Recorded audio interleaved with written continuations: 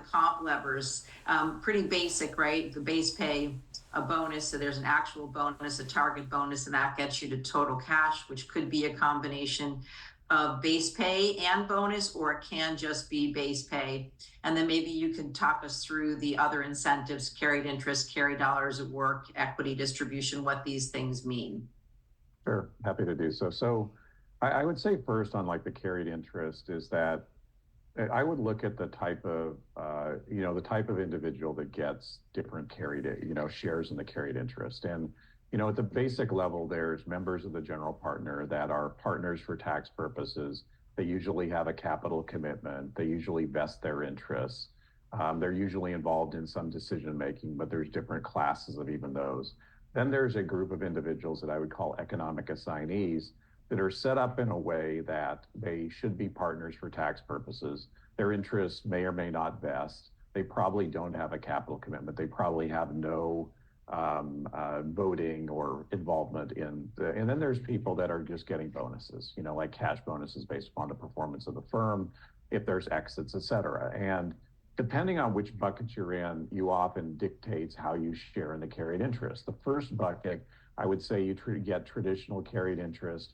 It may be carry dollars at work, it may not, but it's probably a percentage of the total on a 100% scale. What carried interest dollars at work is, which is a more, is becoming more common, is if you assume a doubling of a fund, say $100 million fund, a 20% carried interest rate, it doubles.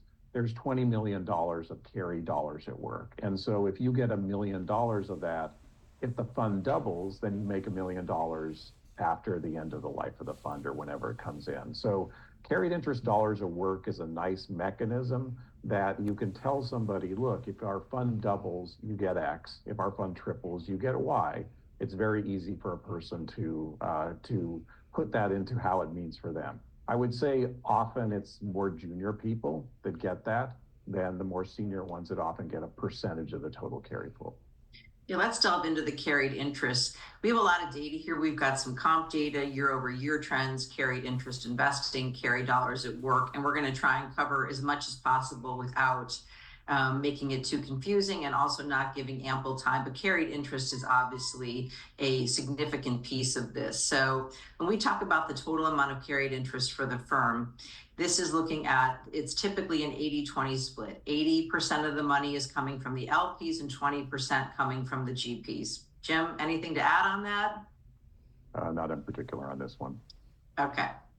All right. And then again, this is the US versus UK. I know we're looking to have more of a global influence today. We've been doing a lot of work in Europe, including the UK, as I said, in terms we've had a lot of interest because there's quite a bit of life science investing and big tech investing. So there has also been interest from the VCs to make sure that they have been that their compensation has been included in this as well. So we're glad to be able to show, and you can see that it's still typically that 80-20 split.